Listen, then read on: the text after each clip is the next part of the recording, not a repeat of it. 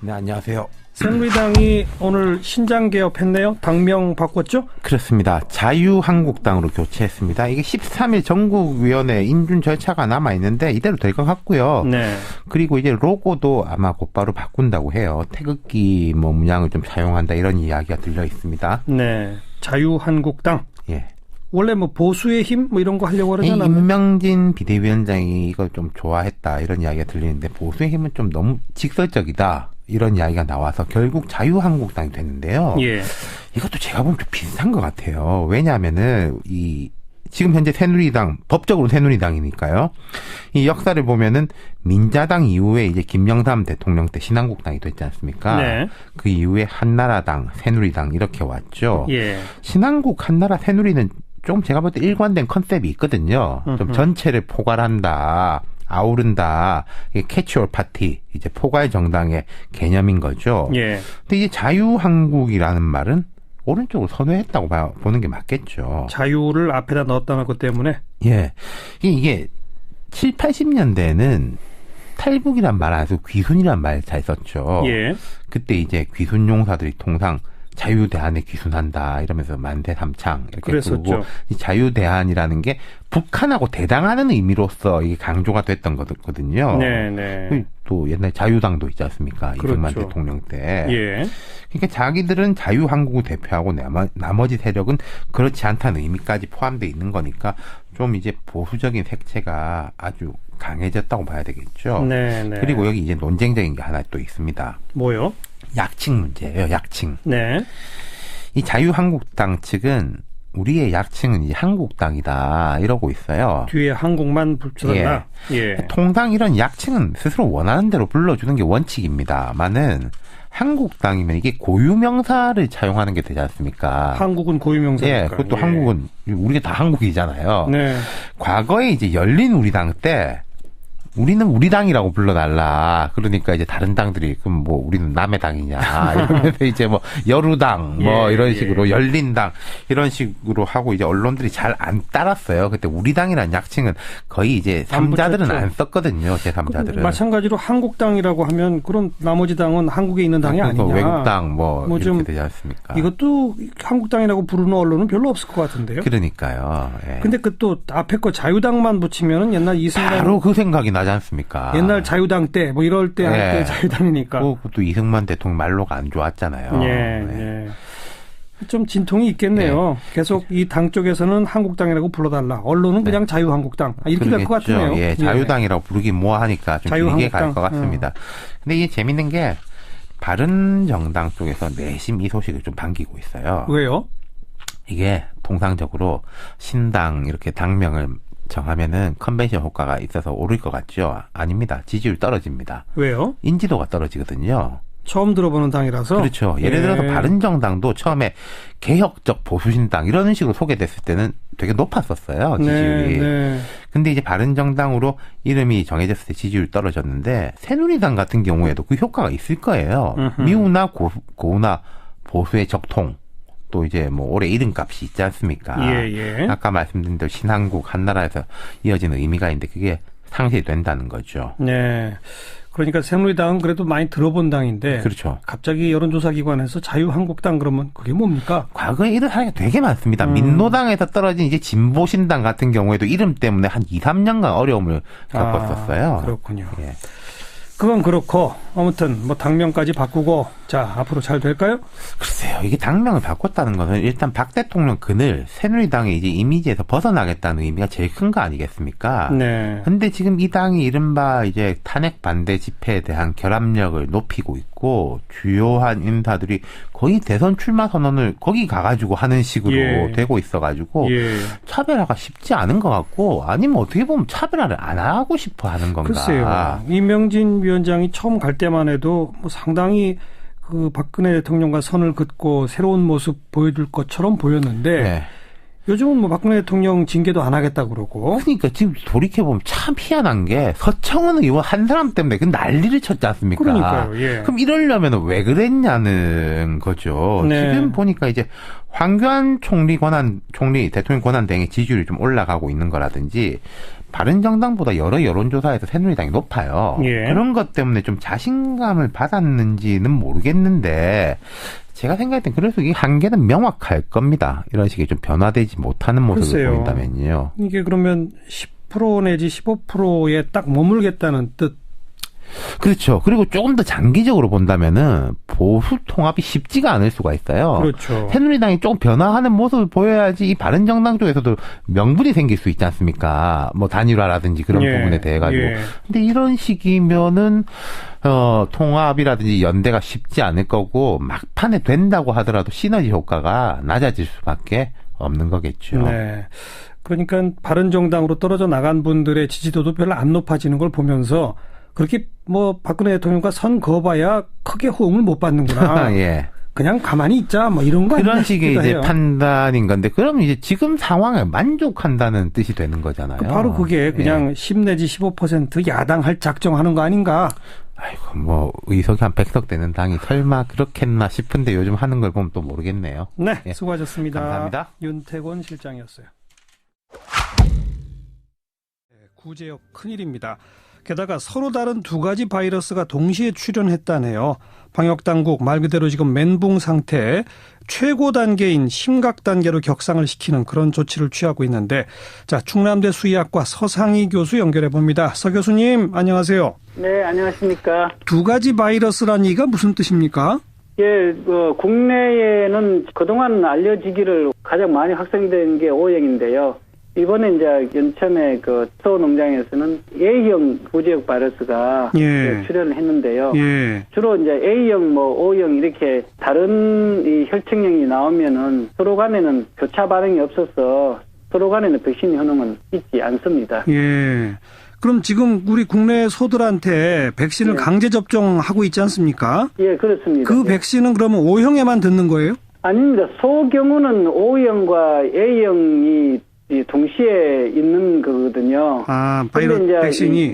근데 A형은 2010년도에 이 강화, 포천, 연천 같은 지역에 소에 이제 A형이 발견이 됐거든요. 네. 우리나라에서요. 네. 아마도 포천, 연천 지역에 계속 머물고 있은 거로 판단이 되고요. 예. 그래서 물론 이제 그 위에 A형 백신을 하니까 누르고 있다가 예. 지금 변종이 생겨서 나타난 것으로 보이고 있고요. 돼지 경우는 예. 아직 A형이 이제 보고된 바가 없었어요. 아, 그래서 다행이네요. 또 문제는 변종 바이러스가 이렇게 출현하면 A형이 뭐 소만 감염하는 게 아니니까요. 예. 그래서 예. 이제 돼지에 유입이 될까 상당히 좀 걱정입니다. 그리고 교수님 쪽 설명해 주시는 것처럼 백신을 했는데도 발견된다, 또 발생했다는 얘기는 자꾸 그 A형 내에서도 변종이 되고 O형 내에서도 변종이 되고 그런다는 것입니까? 예, 그렇습니다. 이게 이제 우리나라의 총체적인 문제인데요. 네. 다시 말하면 이제 긴급 백신으로 도입된 것도 A형이고 또 O형인데요. 긴급 백신이라는 것은 갑자기 이제 구제역이 발생하면 맞춤형 백신을 구하기 어렵잖아요. 예. 그러니까 좀 감염은 완전히 막지 못해도 임상 증상 완화하는 살처분을 이렇게 많이 감소시킬 수 있잖아요. 예. 그런 목적의 백신이 긴급 백신 했는데 우리나라 마치 계속 우리나라가 바이러스가 계속 상재하고 또 감염될 수 있는 상황인데도 백신을 새로 이렇게 맞춤형으로 국내 거를 이렇게 만들거나 아니면 위탁 생산하든가 아니면 우리나라 그 유사한 또 다른 나라의 러시아나 이런 데 있거든요. 네, 네. 그런 것을 이렇게 도입해서 정부에서 농가에 보급하고 했어야 되는데 예.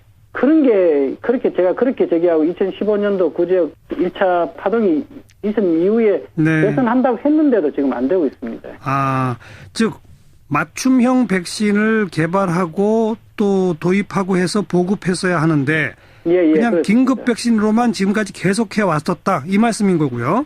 예, 긴급 백신은 말 그대로 임상 증상 완화하지만 바이러스는 감염을 하니까 바이러스는 또 소위 말하면 백신이 잘 안 들으니까 예. 또 뭐 급격하게 변화를 하거든요. 그러니까 지금 한 5년, 6년 지나니까 이렇게 변종이 출현할 수밖에 없는 거지요. 그러니까 지금 계속 보도가 나오는 걸 보면 뭐 소위 물 백신이라고 예. 농가 주인들이 주사를 놨건 아니면 수의사가 주사를 놨건 간에 백신을 놨는데도 불구하고 항체 현성이 뭐 심각하게 5% 아니면 뭐 15%, 20% 이 정도밖에 안 된다는 이유가 바로 여기 있는 겁니까? 맞춤형 백신이 아니기 때문입니까? 아닙니다. 그거는 이제 백신의 접종 문제고요. 예. 이제 맞춤형 백신은 소위 말하면 사실 같은 원론적 이야기인데요. 2011년도 백신을 도입했잖아요.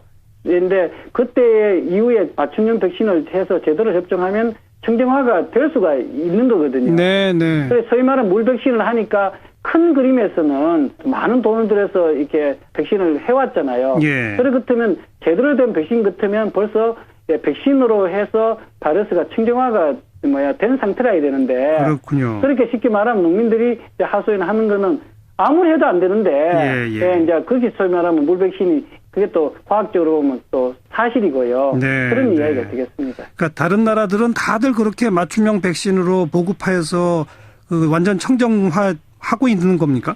그렇지. 예를 들면 지금 아르헨티나 그런 경우도 좀 자체 생산하고 러시아, 인도도 그렇고요. 그렇게 좀 또 이렇게 100% 좀 발생하면 빨리 신속하게 자기 나라 그 맞춤형으로 개발하고. 예. 그러니까 이제 큰 문제가 없는데 우리나라처럼 소위 말하는 맞춤형이나 위탁 생산 이런 어떤 노력을 하지 않고 2011년도에 영국이라는 그 A라는 회사 거를 장기 계약을 했다고 합니다. 정부에서요. 아, 그래요? 예, 저도 그래서 많은 제기를 하고 사실 우리가 갑인데 어느 상태로 돼 있대요. 그래서 지금 우리나라하고 O형 경우는 러시아에서 생산한 그거는 우리나라하고 거의 많이 일치하거든요. 예. 그런 것을 백신을 수입을 2011년도부터 다 기업이 수입을 하려고 그 농림축산검증본부에 허가를 신청을 했는데요. 네. 그게 다 이렇게 보류되고 뭐 자꾸 뭐 이상하게 뭐 걸고 뭐 이래가지고 어허. 예 사실은 뭐 그러면 2015년도 파동 때도 또 다양화한다 해서 아르헨티나하고 또 다른 회사가 심지어 뭐 시범적인 백신 그 공급도 해놓고 지금은 또 알아보니까 예. 허가를 또 차단한 거지요. 농민들에서요. 예. 네, 그렇습니다. 그러니까 농림부는 2011년 영국산 백신을 도입하기로 장기 계약해서 계속 거기에만 그냥 독점적으로 끌려다니는 겁니까? 예, 그렇습니다. 그래서 저도 많이 제기했고 또 많은 이게 아는 분들도 했는데 심지어 계약서 좀 보자. 근데 예. 다 거부를 하고 있고요. 예. 뭐 상당히 뭔가 있고 저는 좀 많이 좀 이렇게 이 감사나 이래 해가지고 그 점은 국민에게 꼭 알려줬으면 좋겠습니다. 아, 이건 그렇지 않고는 해결이 안 됩니다. 예. 이건 반드시 밝혀져야 할 사안이네요. 예, 그렇습니다. 예. 우리가 뭐 기술 수준이나 이런 면에 있어서 자체 개발해도 충분히 되는 거 아닙니까? 맞춤형 백신을. 사실은 그렇습니다. 그런데 이제 그것도 백신 개발하는 것도 농림축산검증권 공무원들이 이게 독점하고 사실 국회에서 국민 세금으로 300억을 투여했거든요. 예. 벌써 2011년부터요. 그런데 지금까지 뭐 계속 뭐 바이러스 C도 만드니 이런 식으로 사실 구적 백신은 원시적인 백신이거든요. 네. 다시 말하면 국내에서 뭐 정부에 돈을 들여서 공장만 좀 지으면은 바로 생산할 수 있는 원시적인 백신인데 예. 지금은 계획을 보면 거의 뭐 10년 이렇게 해놨어요. 그러니까 공무원들이 이제 국가 연금이 따가지고 장난치는 거지요. 예, 그런 예. 식으로 포맷이 돼서 앞으로 지금 계획상을 보면요. 앞으로 10년이 있어도 국내 백신이 안 나옵니다. 큰일이군요. 예.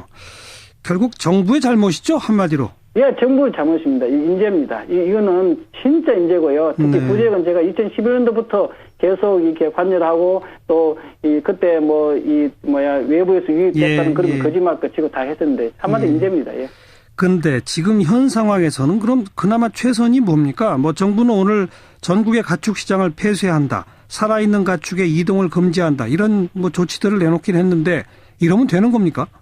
사실은 지금은 농민들 손을 떠난 상태. 다시 말하면 국내 이 바이러스들이 사실은 백신을 함에도 불구하고 임상 증상 완화하고 바이러스가 많이 이렇게 뭐 전문가들은 저도 그렇고 이제 토착화 됐다고 판단하고 있거든요. 아, 그래요. 그렇기 때문에 계속 변종 바이러스가 백신이 안 듣는 게 출현이 계속 나고 백신을 좀 더 강화한들 예. 소위 말하면 원료가 안 맞는 건데요. 소위 말하면 지금 백신은 소위 말하면 백신은 항체가 100% 생겼다는 전제하에 50%만 방어될 수 있거든요. 예. 100%가 항체 생성률이 있는 가정하에 그렇습니다. 그렇기 때문에 농민들이 지금은 한마디로 지금 2011년도 이후에 거의 6년, 7년 세월이 흘렀잖아요. 네. 한마디로 국가의 큰 실기고요. 그래서 농림부 담당 공무원들이나 그런 사람들은 진짜 저는 책임을 져야 됩니다. 이게. 알겠습니다. 예. 이미 토착화된 상태.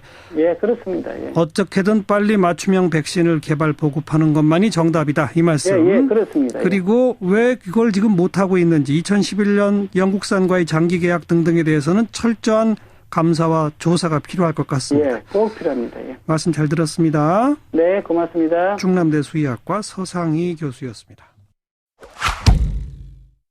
대통령에 대한 특검의 대면 조사 아시는 것처럼 대통령 측 거부로 불발됐고요. 그 대통령 측이 거부한 이유는 대면 조사 일정이 사전에 일부 언론 보도를 통해 유출됐다 이건데요. 그 일부 언론 SBS입니다. 이에 대해서 SBS 노동조합이 입장을 내놨네요. 전국 언론노조 SBS 본부 윤창현 본부장 나와 계시죠? 네, 안녕하십니까. 윤창현입니다. 이게 대통령 측이 문제 삼은 보도가 언제 방송됐고 어떤 내용이에요? 지난 7일이었습니다. 저희 메인 뉴스인 8시 뉴스를 통해서, 특검이 대통령에 대한 대면 조사를 오늘이죠. 9일, 당초 예정이었습니다만, 9일날 청와대 경내인 위민관에서 하기로 했다라는 내용이었습니다. 예. 이거는 SBS의 단독 보도였나요? 9일이라고 날짜를 추측해서 보도한 언론 기사들이 좀 있었습니다만, 제3의 장소가 아닌 청와대 경내에서 위민관에서 대통령에 대한 대면 조사가 이루어진다라고 적시한 것은 SBS 보도가 처음이었던 것으로 제가 파악을 하고 있습니다. 예. 취재원 보호 차원이기 때문에 아마 여쭤봐도 답은 안 하실 것 같습니다만 네. 어디서 들었나요? 이런 얘기를? 제가 특검 취재진들에게 직접 확인한 내용이 아니라서 제가 책임 있는 답변을 드리기는 어려울 것 같고요. 청와대에서 밝힌 것처럼 무슨 특검보가 SBS를 이렇게 지정을 해서 정보를 흘렸다던가 이런 것들은 사실이 아닌 것으로 저는 파악을 하고 있습니다. 예. 어디서 확인했는지는 확인해 주실 수 없지만 특검보가 정보를 준 것은 아니라는 것은 확인해 줄 수 있다. 예. 전 그렇게 전해 들었습니다. 네. 자, 이 보도를 문제 삼아서 대통령 측이 특검 조사를 일단 거부해서 지금 현재 무산됐고 아직 일정 협의도 안 되고 있는 상태입니다. 네네. 어떻게 보세요, 이 상황을? 사측의 입장을 제가 대변할 수는 없고요. 예. 저희 이 노동조합 구성원들 그리고 조금 전에 이 기자협회에서도 성명을 또 발표를 했습니다. 네. 그러니까 한마디로 대단히 부적절하다는 것이고요. 과연 이 헌법 위반 그리고 다른 여러 가지 범죄 혐의로 지금 탄핵소추의 심판대에 박근혜 대통령이 올라 있지 않습니까? 예. 또 그런 사안에서 특정한 피의 사실도 아닌 조사 일정 자체, 조사 장소 자체를 언론에 공개하는 것, 그리고 언론이 그런 정보를 취득했을 때 그것을 보도하는 것이 왜 문제가 되는지 이해할 수 없다라는 것이 SBS 내부 구성원들의 공통된 입장입니다. 또 이런 입장을 넘어서서 일부에서는 예전에 무슨 보도 지침을 내리듯이 이런 것들은 보도하지 마라라는 일종의 가이드라인을 주려는 것 아니냐라는 의견들도 상당수 있고요. 청와대야말로 이런 입장을 공식적인 브리핑도 아니라 특정 몇몇 언론들을 통해서 SBS와 특검이 짠 것 같다라는 뉘앙스로 흘리는 것 자체가 오히려 청와대가 대단히 부적절한 언론 플레이를 하고 있다. 어떻게든 특검 조사를 피해보려고 언론까지 끌어들여서 언론 보도까지 끌어들여서 문제를 삼고 있다라는 인식이 주류를 이루고 있습니다. 오늘 특검이 이제 정례 브리핑에서 명시적으로 말하지는 않았습니다만은 그러니까 일정 같은 거 밝히지 말아야 한다라고 하는 청와대 요구에는 이제 끌려다니지 않을 것 같은 그런 입장을 밝힌 것으로 지금 다들 언론에서는 해석하고 있지 않습니까? 네, 그렇습니다. 그런데 특검도 이제 이런 건 전혀 문제될 게 없는데 왜 이걸 핑계로 조사를 거부하나라는 심경을 내비친 거 아닐까요? 저도 그렇게 생각합니다. 아마 상식을 가진 국민이라면 거의 대부분이 그렇게 판단하시지 않을까요? 그러니까 이게 대통령이 지금 이게 자진해서 청와대 밖을 나와서 특검 사무실을 찾아가서 조사를 받고 그에 합당한 대가를 치러도 모자랄 판에 청와대를 마치 무슨 소도처럼 범죄자들이 도피했던 그런 소도처럼 그런 도피의 장소로 활용하는 것 같은 인상을 강하게 받지 않습니까? 이것은 전혀 책임 있는 자세가 아니다라고 저희는 생각을 합니다. 자, SBS는 이미 SBS 출신 김성우 전 청와대 홍보수석, SBS 기자한테 직접 전화도 걸고 막 그랬었다면서요? 홍보수석 재직실에? 예전에 그런 일들이 있었죠. 홍보수석 재직 시에 특히 그때는 사드 배치 관련해서 굉장히 찬반 여론의 대립이 뜨거울 때였습니다. 그래서 상당히 전문성 있는 현장 취재 기자가 사드 배치에 대해서 아주 일관되게 비판적인 입장을 취하고 있었던 때였습니다. 그때 그 취재 기자에게 전화를 해서 그 SBS에 근무했던 선후배 사이니까 아마 당신은 본인은 편하게 생각했을지 모르겠지만 예. 그 전화를 받는 취재기자는 뭐 상당한 압력을 느꼈을 게 분명하고요. 예. 너는 그러면 사드 배치에 사드를 놓지 말자는 것이냐라는 뭐 이런 뉘앙스로 아하. 전화를 했던 것으로 파악을 하고 있고요. 그 외에도 뭐 이 김성우 수석의 존재로 인해서 SBS 보도가 영향을 받은 것들은 뭐 사례가 수도 없이 많다고 저희는 판단합니다. 그러니까 직접 취재기자한테 전화한 건 그게 한 건이었습니까? 그 이외에도 일선 부서의 책임자들한테 뭐 여러 차례 전화한 것으로 저는 파악을 하고 있습니다. 부서 책임자라면 부장급이나 차장급 이런 사람들한테? 그렇죠. 그러니까 일부 개별 아이템에 대해서 상당히 강하게 항의를 하고 예. 청와대의 의사를 직접적으로 전달을 하면서 사실상의 압력을 가한 것으로 저희는 판단을 하고 있습니다. 그래서 실제로 김성우 전 수석이 홍보수석으로 재직하고 있었던 당시에 SBS의 보도가 많이 변했나요? 저희는 그렇게 판단하고 있습니다. 그러니까 KBS, MBC 이 두 공영 방송이 이 낙하산 인사들로 인해서 거의 초토화되다시피 했을 때 예. 그래도 그나마 SBS가 좀 볼만하다라는 여론들이 조금 있었습니다. 시중에. 예. 그런 것들이 김성우 수석이 청와대로 간 이후에 급속히 망가지기 시작했습니다. 그 이후에 주요 현안, 특히 여러 가지 현안이 있는데 뭐 노동개혁 이슈라든가 뭐 위안부 문제, 개성공단 폐쇄 문제, 말씀드린 사드 문제 이런 것들에 있어서 네. 때로는 SBS가 이 망가진 두 공영방송보다 더 권력 편향된 그런 보도들을 줄줄이 내놨고요. 네. 특히 개수 자체로 따져보더라도 일부 현안에 있어서는 MBC, KBS보다도 훨씬 더 많은 대통령 동정 보도들을 남발하는 네. 그런 일들이 벌어져 왔습니다. 그 김성우 전 수석이 홍보수석으로 발탁되는 데는 최순실 씨 영향력이 개입됐다라는 증언도 이미 있죠. 그렇습니다. 이게 헌법재판소에서 열렸던 그 탄핵 심판 그 변론 과정에서 차은택 전 창조경제단장이 그렇게 증언했죠. 최순실의 지시로 뭐 면접을 보는 형식으로 괜찮은지 알아봐라. 그래서 송성각 콘텐츠진흥원장을 통해서 알아봤다. 뭐 이런 내용들이 증언으로 나왔는데 네. 송성각 그 콘텐츠진흥원장 이 사람도 지금 구속돼 있는 상태죠. 그렇죠. 이 양반이 김성우 전 홍보수석하고는 또 고등학교 동창이에요. 예. 뭐 그래서 그런 관계들이 작용한 거 아닌가. 알겠습니다. 네네. 김성우 전 수석은 지금 시민단체에서 검찰에 고발된 상태죠. 네네. 곧 한번 각기 좀. 안녕하세요. 언어 장애인들을 대상으로 한 초대형 사기 사건이 벌어졌네요. 그렇습니다. 이른바 행복팀이라고 하는 사기 조직의 사건인데요. 경찰은 이 조직 소속 36명을 적발해서 총책 김모 씨 등 8명을 구속을 했다고 합니다. 그런데 이 사람들이 언어장애인을 대상으로 이제 범죄를 했는데 이 사람들도 상당수 언어장애인이라고 하거든요. 예. 그래서 이제 그 피해자들은 더 이제 공분하고 있는 그런 상황이고요. 이 행복팀에 투자하면 3개월 내에 투자금의 3배에서 5배까지 돌려주고 좋은 직장에 취직시켜주겠다. 아파트, 수입차, 연금도 준다.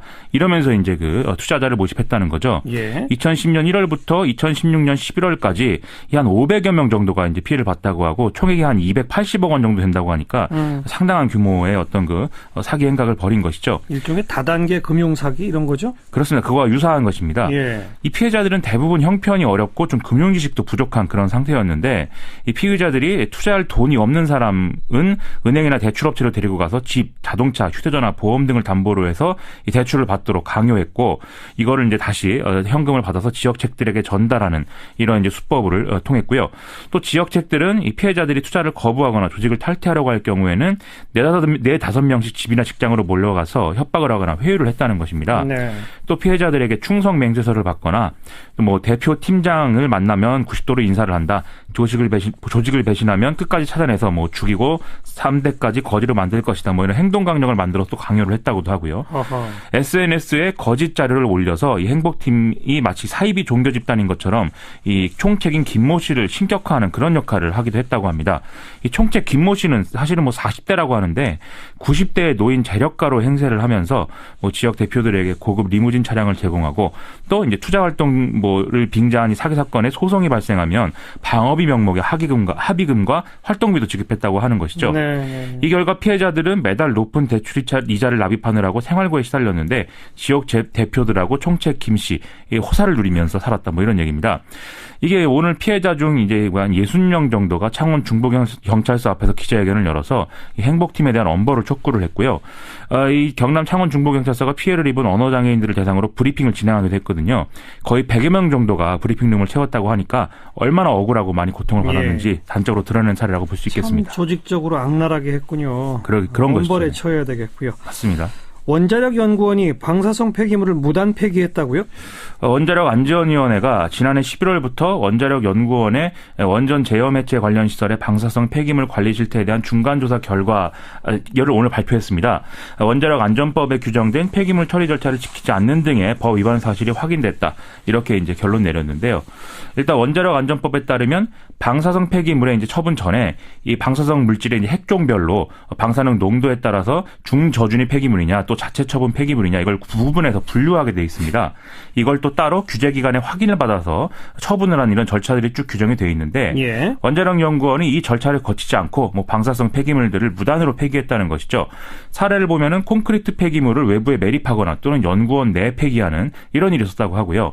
또 액체로 된 방사성 폐기물을 무단 배출한 사례도 있고 이 방사성 폐기물을 다루는데 이제 그 쓰인 장갑이나 비닐 등을 그냥 배출을 하거나 또 무단으로 소각한 그런 상황도 있었다고 합니다. 네. 그다음에 이제 폐기물들을 녹이는 이제 용융하는 그런 시설이 있는데 이게 허가를 받고 여기서 이제 용융을 해야 되는데 그렇지 않은 상태에서 방사성 폐기물을 용융을 했고 또 허가받지 않은 핵종이 포함된 폐기물들을 또 용융하는 사례도 있었고 이것과 관련해서 이제 배기가스를 감시하도록 되어 있는데 이 측정 기록을 조작해서 이러한 사실들을 감추는 이런 일까지 했다는 것이죠. 다만 현재까지 이제 시료 분석이 된 내용들을 보면은 방금 말씀드린 무단 폐기된 콘크리트나 토양 등의 어떤 방사성 물질 등은 일단 원자력안전법상 자체 처분 허용 농도 미만이다. 이 점이 확인이 됐다고는 하고요. 또 외부로 배출된 액체 방사성 폐기물의 경우에도 일단은 배출 관리 기준을 초과하지 않는 그런 수치인 것으로 추정된다고 합니다. 또 원자력 관련 소식인데 한국수력원자력은 뭐 원자로를 제대로 검사하지 않았다고 그래서 과징금을 물기로 했어요? 그렇습니다. 원자력안전위원회가 오늘 이제 또 심의 의결한 내용은 발전용 원자력 운영자에 대한 행정 처분안이 있었는데요. 이 한국수력원자력이 운영하는 원자력 발전소 16개에서 원자로 용기에 이 용접부 검사가 오류가 있었다. 그리고 또 제어봉 구동장치의 하우징 용접부 검사에서도 오류가 있었다. 이런 이제 법규 위반이 적발된 데 따른 이런 안건이었습니다. 결론적으로는 총 7억 4천만 원의 과징금을 물리는 이런 결과로 이어지고 있는데요.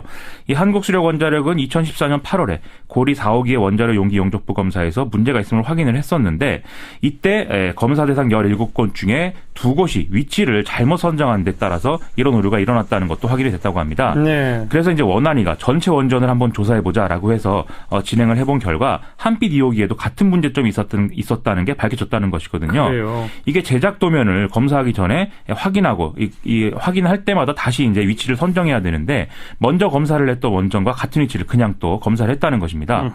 한수원은 이 원전 16기에서 원자로의 열 출력을 제어하는 봉을 감싼 부품인 제어봉 구동장치 하우징 이 용접부 검사 시에도 정확한 위치가 아닌 곳을 검사한 것으로 드러났는데요. 이 검사를 국내 최초로 수행했던 미국의 SWRI사가 1982년도 6월에 고리 2호기를 이제 그 가동 전 검사를 하면서 이 실수를 저질렀다고 합니다. 네. 그런데 2호 검사 업체들이 이걸 그대로 따르면서 오류가 반복돼 왔다는 것이니까 최대 30여 년간 지금 엉뚱한 곳을 검사해 왔다. 이런 결론이 내려지게 되는 셈이죠. 82년부터 지금까지 계속. 그렇죠. 참 사고 안 난 게 다행입니다. 그런 것이죠. 자, 박한철 소장 퇴임 이후에 헌법재판소가 뭐 좀 물러졌다, 뭐 탄핵 기각되는 거 아니냐 이런 목소리도 좀 나왔는데 오늘은 또 좀 달라진 모습을 보였다고요? 그렇습니다. 오늘 이제 12회 변론기일이 일정이 진행이 됐는데요. 요즘 이제 비난을 많이 받고 있는 이정미 헌법재판소장 권한대행이 증인에 대한 이 박근혜 대통령 측 대리인단 질문에 대해서 신문이 비효율적이다라고 얘기를 하는 등 여러 차례 주의를 주면서 적극적으로 개입을 하더라는 겁니다. 예. 이정미 대행은 뭐 질문 취지가 불분명하다, 이해를 못하겠다, 신문 내용이 지엽적이다, 앞에서 설명한 내용이지 않느냐, 증인이 아는 걸 물어봐라 이렇게 계속 이제 개입을 했다고 하고요. 네. 주심인 강일원 재판관도 뭐 적극적으로 증인 신문에 개입을 하면서 박근혜 대통령 측의 증인 신문의 문제점을 계속 지적했다고 합니다. 이 대표적으로는 조성민 WK 전 대표 출석했는데 있는데 여기에 대해서 박근혜 대통령 측 대리인단이 급여가 법인카드에서 나가지 않았느냐라고 질문을 하니까 급여가 어떻게 법인카드에서 나가느냐 이렇게 면박을 줬다는 것이고 네. 또 수사 기록을 계속 거듭 확인하는 수준의 이제 질문을 반복을 하니까 지금 박근혜 대통령 측은 조서에 동의를 하지 않는다는 취지의 얘기를 하고 있는데 그런 반대 의견의 취지를 질문을 해야지 조서 내용을 그대로 확인하는 그런 질문을 하면 어떡하느냐. 대리인이 오히려 피청구인 즉 이 대통령이죠. 이 피청구인의 이익에 반하는 신문을 하고 있다. 이렇게 오해를 받을 수 있다. 이런 지적을 하더라는 것입니다. 예. 또 강일원 재판관은 국회 소추위 탄핵 이 소추위 측에서 좀 면박을 줬는데요. 증인이 검찰 조사에서 최순실 씨가 실질적으로 K스포츠 재단을 지배하고 있다고 확신해야 한다고 말했는데 그 이유를 다시 3번 설명해달라. 이렇게 질문을 하니까 지금까지 다 설명한 것을 왜 다시 또 증언하라고 하느냐. 자꾸 중복하지 말고 딱 집어서 핵심만 물어봐라. 이렇게 얘기를 했다는 것이죠. 이런 걸 볼 때는 지금까지 어떤 뭐 비난 여론에 좀 신경 쓰고 있는 게 아니냐. 이런 얘기들이 나오는 게 사실입니다. 네. 그리고 또 시간이 없죠. 헌재 입장에서는. 그렇습니다. 이게 탄핵 기각수도 나오고 뭐 야권의 촛불 집회 언급하고 이런 상황 속에서는 뭔가 헌재가 심리의 주도권을 틀어주고 사건 진행에 박차를 가하는 모습을 보여야 한다. 이런 차원도 있겠지만 말씀하신 대로 시간이 없는 차원도 분명히 이제 작용하고 있는 거겠지요. 지금 박한철 전 소장이 없는 상태 자체가 비정상적인데 이정미 재판관까지 퇴임하면 사실상 뭐 누구도 승복하지 않는 그런 탄핵 심판이 진행될 가능성도 크다. 이런 얘기가 나온다는 것입니다. 예. 그러니 뭐 어떻게든 3월 13일 이전에 결론을 내려야 하고 그러려면 속도감 있게 진행해야 되는 게 맞는데 그 와중에 또 박근혜 대통령 측 방어권을 보장해야 하니까 여러모로 이제 조급한 모습으로 가고 있다. 이런 얘기 나오는 것이죠. 네. 오늘 그 헌재 재판에 박헌영 K스포츠재단 과장이 출석했죠. 증인으로. 그렇습니다. 뭐 최순실 씨가 대통령 해외 순방 자료 이런 거 보내줬다. 이런 증언을 했죠. 그렇습니다. 대통령이 어느 장소에 몇 시에 간다. 이런 이제 시간표가 나와 있는 그런 자료도 보여줬다고 하고 여기 이제 멕시코 순방 일정 이런 게 다 나와 있었다는 거죠. 또 아프리카뿐만 아니라 여러 나라를 아우르는 사업 관련 협력 구상안도 보여줬다라고 증언을 했고 이 문체부 예산을 보여주면서 이 중에 우리가 쓸 수 있는 예산은 이만큼이다. 이렇게 최순실 씨가 얘기를 했다. 이런 증언도 내놨다고 합니다. 예. 또 문체부의 내부용 문건을 보여줘서 이거는 자기가 사진을 찍은 뒤에 참고하면서 업무를 봤다. 이런 얘기도 했는데요. 이 최순실 씨는 박헌영 과장을 포함한 고영태, 노승일 등등의 인사들이 자기를 모함하고 다 뒤집어 씌우고 있다. 이렇게 주장하고 있는 게 아니겠습니까? 이에 대해서 박헌영 과장은 이 사람들하고 자기는 사이가 좋지 않은 상태다라면서 뭐 무슨 모의를 하고 증언을 하고 있다. 이 말 자체가 모순이다라고 했습니다. 네. 또 자기가 순수하게 업무를 진행한 사람이고 자기가 거짓인지 아니면 자기 증언이 사실인지는 아마도 최순실 씨가 더 잘할 거다. 이렇게까지도 발언을 하고 있는 그런 모습들을 보였습니다. 모든 사람들이 최순실 씨가 모든 걸 주도했다고 하는데 최순실 씨는 다른 사람들이 자기 빼고 공모해서 나를 괴롭힌다. 이렇게 말하고 있다. 그리고 이 모든 게 음모다라고 얘기하고 있는 거죠. 10명이 넘는 사람들이 구속수사를 받고 있는데도 이런 말을 하니까 모두 이해가 안 된다. 이런 반응이 나오는 게 좀 당연한 상황인 것 같습니다. 답답하네요. 수고하셨어요. 고맙습니다. 미디어스의 김민아 기자였습니다. 1년이 되는군요. 그 1년 동안 가장 힘드셨던 분들 바로 개성공단에 입주해서 기업하시던 분들이죠. 작년에도 우리 시사자키에 출연하셨었는데 지난 1년 동안 뭐 별로 달라진 게 없어서 참 안타깝습니다. 개성공단 기업협의회 비상대책위원회 위원장 맡고 계신 정기섭 위원장 오늘 또 모셨습니다. 어서 오십시오. 예, 안녕하세요. 뭐 1년 동안 어떻게 지내셨어요? 라고 참 여쭤보기도 그러네요. 다들 힘드시죠? 그렇습니다. 경황 없이 보냈고요. 예. 그 개성공단에 입주해 있으면서 그래도 또 개성공단 말고 다른 데 생산 공장을 갖고 있던 회사들은 좀 그나마 좀 돌아가죠, 그래도. 개성공단은 대기업부터 영세기업까지 있었고요. 예. 그런 대기업들은 뭐 개성이 닫혔어도 n분의 1 없어진 거니까요. 그냥 그나마 돌아가죠. 괜찮고. 이제 그 개성에만 생산 그렇죠. 공장이 있던 곳들은 뭐 상대적으로 어려움이 굉장히 크죠. 예. 정기섭 위원장은 공장이 딴 데도 있었습니까?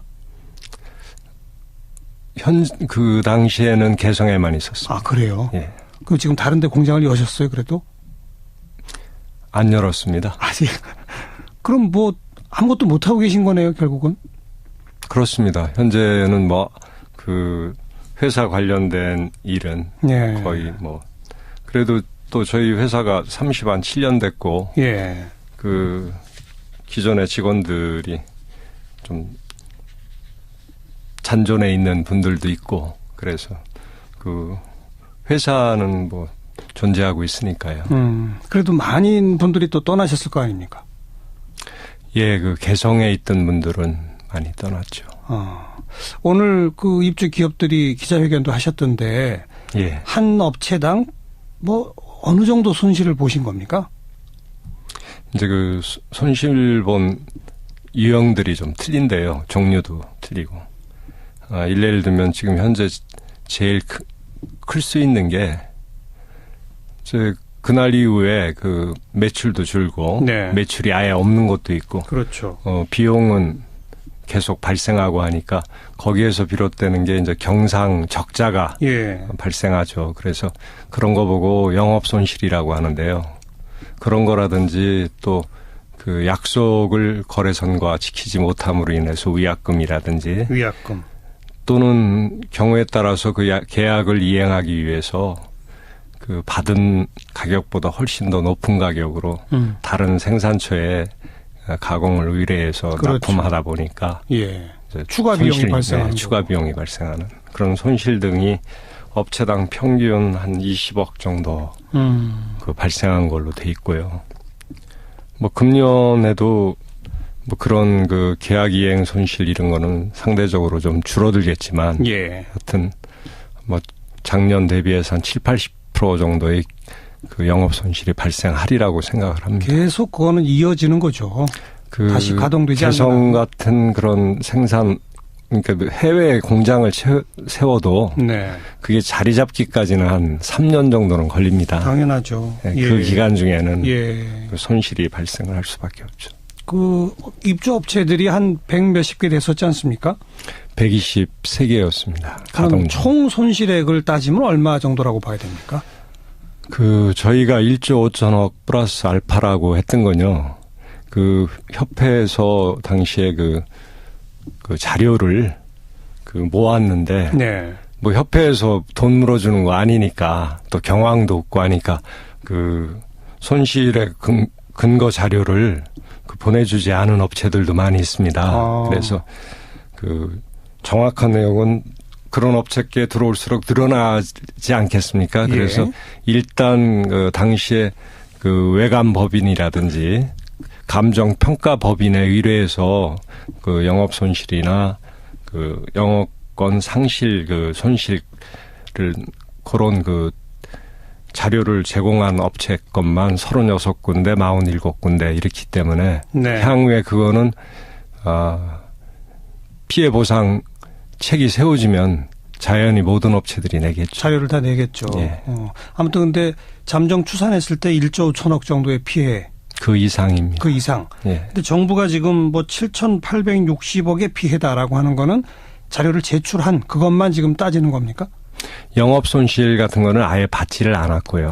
그건 켜주지도 않고. 예, 그리고 기계 자산 같은 것도 그 공정 가치라고 해서 시장 가치를 그 따져서 감정을 받아서 피해액으로 잡아줘야 되는데. 예. 뭐 예를 들면 30년 쓸 수 있는 기계가 6년이면 감가상각이 다 끝나거든요. 그러니까 그런 장부상의 잔존가액만 했기 때문에 그 감정 평가서를 제출한 그런 기업들 것도 싹 그 반영이 전혀 안 됐죠. 아무튼 아주 그냥 엄격하게 따져도 정부 추산으로도 한 8천억 가량의 피해. 그거는 이제 그 공장 짓고 거기 기계 설비되고 이런 것들을 전부 포함한 거고. 장부상 잔존가액. 그렇죠. 지난 1년 사이에 업체마다 추가로 발생된 피해들이 평균 한 20억 이상씩 된다. 그런 말씀이신 거고. 예, 그렇습니다. 종업원들이 회사를 떠나게 된 분들도 많을 거 아닙니까? 그렇습니다. 그 개성 현지에 있던 분들은 거의 그 전문직이고 네. 또 생산 관리직이고 하기 때문에 그분들은 아마 거의 대부분 떠났다라고 보고 네. 그 본사 지원 인력 중에서도 그 상당수는 뭐 회사에서 등 때밀어 내보내지 않아도 자기 일이 없어짐으로 인해서 그렇죠. 못 견디고 이제 회사를 그만두는 그런 경우가 많아서 대개 전체 그 직접 그러니까 입주 기업에만 직접 종사하던 인원이 2천여 명 됐는데 그 중에 한 1,500명 정도는 그만둔 걸로 이렇게 추정하고 있습니다. 2천여 명 가운데 1,500명은 그만뒀다. 그리고 그 입주 기업들을 상대로 왜 뭐 식당도 좀 하시고 예, 영업기업이라고 합니다. 예, 뭐 문구류도 팔고 뭐 그랬던 예, 조그마한 식자재. 업체들이 있잖아요. 예. 그런 업체들은 어떻게 됐습니까? 그 업체들이 입주기업보다 더 딱하게 된 게 원래도 그 소규모 회사인데다 거기는 그 사무소가 개성 현지에만 있는 업체들이 대부분입니다. 아, 서울에 없고요. 예. 예. 근데 설 연휴 때 나와 있는데 못 들어가게 했기 때문에 네. 그 통일부에서 요구하는 그런 자료를 제출할 수가 없었어요. 예. 그 자료가 없이는 또 피해도 인정을 전혀 안 했기 때문에 어허. 그 기업들 중에는 상당수가 그 피해 지원을 영원받은 데도 있습니다. 아. 그 사장님들은 어떻게 지냅니까, 그래? 굉장히 어렵게 지내죠. 일용직 근로자로 일을 하는 분들까지도 계시니까요. 예, 예. 그 지금 그나마 자료를 좀 제출한 곳들은 정부로부터 어느 정도의 지원을 받았습니까? 그 지원에 대해서 정부는 침소봉대에서 얘기를 하는데요. 지금 정부는 저희가 5,013억 원 줬답니다. 4,838억 원입니다. 예. 그 중에서 그 대부분이 한 70% 정도가 경협보험금입니다. 보험금. 네. 보험금은 북한이 닫았어도 쥐어야 되는 것이고 기업들마다 매년 수천만 원씩 보험료를 내고 받은 보험금입니다. 예, 예. 그리고 그 보험금도 개성이 다시 열리게 되면 개성 자산을 찾기 위해서는 즉시 그 반환을 해야 되는 그런 그 돈이거든요. 네. 그리고 그 외에 이제 거기 두고 온 원부자재, 완반제품에 대한 유동자산에 대한 것들에 대해서 그 피해 신고는 2,500억 정도 돼 있는데 네. 그 중에서 한 1,200, 한 절반 정도 1,240억인가가 그 지원이 됐을 겁니다. 그것도 그 원부자재를 양도담보로 그 넘겨주는 조건 하에 받은 것입니다. 네, 그것도 다시 문을 열고 원부자재를 받게 되면 또 반환해야 되는 그렇습니다. 그런 돈인 거죠. 예. 예. 그래서 극단적으로 빠른 시일 내에 개성이 열리게 된다면 정작 그런 법을 어겨가면서 그 개성공단을 그렇게 닫은 정부가 전혀 책임지는 게 없이 그 피해와 손실은 온전히 입주 기업이나 영업 기업이 목이 된다는 것이 네. 참 그 기업들을 개탄스럽게 합니다. 그러니까 지금까지 정부가 지원했다고 하는 것들도 전부 다시 개성공단 문 열면 돌려줘야만 하는 돈들이다. 그렇습니다. 100%. 예. 뭐 그 외에 좀 싼 이자로 대출해 줄게 뭐 이런 건 있었죠. 있었습니다. 그게 그것도 역시 대출이니까 갚아야 되는 거고요. 갚아야 되는 거고 예. 그 돈이 뭐 기업마다 평균치적으로 따지면 한 10매덕 남짓밖에는 안 됩니다. 대출금도. 예. 그래서 개성공단 그 기업인들이 개성공단 피해 보상을 위한 특별법을 만들어야 된다. 이렇게 그동안 운동을 해 오셨는데 논의가 어디까지 진척이 돼 있습니까? 지금 그 발의가 돼서 상임위에서 심의 중인데요. 지금 그 입법을 하려면 사실상 그 교섭단체에 속한 모든 정당이 거의 합의하지 않으면 불가능하죠. 안 되는데 예. 일단 정부가 온갖 억지 얘기로 그 입법을 반대하고 있고 네. 또 그 정부하고 또 새누리당 같은 데는 궤를 같이 하다 보니까 그렇죠. 현실적으로 입법화되기까지는 좀 지난해 보입니다. 바른정당은 생각이 좀 바뀐 거 없어요? 바른정당은 좀 다르죠. 예. 새누리당하고는. 예. 그 설령 불가피하게 그 닫은 게 정당했다고 하더라도 그 기업 피해에 대해서는 보상을 해줘야 되는 게 정당한 게 아니냐 네. 하는 게 바른정당 쪽의 분들 그 생각이신 것 같습니다. 아무튼 법적 근거가 없다는 이유로 정부는 일체의 보상은 없었던 것이고 예. 각종 지원은 나중에 다시 돌려받을 수 있는 그런 지원만 지금 행해진 것이고 그렇습니다. 그런데 법적 근거를 만들어서 좀 보상해달라 피해에 대해서 이 법 제정도 현재로서는 좀 기대난망이다. 그렇습니다. 아이고. 알고 보니까 참 이 상식에 맞춰서 움직여지는 세상이 아니라는 걸 새삼 알게 됐습니다. 네. 그 최순실 게이트 터지고 나서 일각에서 개성공단 폐쇄도 최순실 작품이다 이런 설이 돌았었고요. 이 문제에 관해서 특검에 이 의혹 좀 수사해달라고 그 입주 기업들이 요청도 하셨죠. 수사 요청을 했었죠. 예. 특검 열리자마자. 예. 그랬는데 뭐 다른 그 사안들이 너무 많아서 또 시간도 쫓기고 해서 그런지 아직은 그 부분에 대해서 수사가 이루어지고 있다는 얘기는 못 들었고요. 네, 네. 그 당시 그냥 뭐 설이 아니라 그 요즘 증인으로도 그 나오고 했던 그 미르재단 이성한 사무총장이 네. 그 비선 모임에서 그런 K스포츠나 미르재단 거는 오히려 논의된 게 일부고 네. 개성공단 폐쇄와 같은 그런 그 정치 현안 이런 것들도 많이 논의가 됐었다. 그리고 그 최순실 씨가 그 2017년 늦어도 2018년이면 북한은 망할 것이다. 망한다. 뭐 그런 얘기를 수시로 했었다. 예. 하는 그런 맥락을 보면 이게 갑자기 닫은 거거든요. 그렇죠. 그리고 2013년도에 박근혜 정부 때 내내 8월 14일 날 북측과 재가동 합의할 때도 그해에 핵실험과 그 장거리 미사일 발사가 있었음에도 어떤 경우에든 정세의 영향을 받음이 없이 개성공단은 남과 북이 안정적으로 운영을 하는 것을 보장한다 이렇게 합의한 바 있거든요. 그렇죠. 그러니까 자기 때 맺은 합의를 자기 임기 내에 사실 어긴 게 되는 건데 이건 그래서 저희들은 좀 안심하고 있었고 더 놀랬죠. 그렇죠. 믿던 도끼의 발등치킨 거 아니겠습니까? 예. 지금 정기섭 위원장께서는 조금 아까 말씀하시면서 표현이 바로 작년에 전면 중단 폐쇄 조치는 위법한 것이다 이렇게 표현하셨잖아요. 예. 그 남북 교류 협력 사업에 관한 법률이 있습니다. 거기에 보면 그 협력 사업을 하려면 정부로부터 승인을 받아야 되고 예.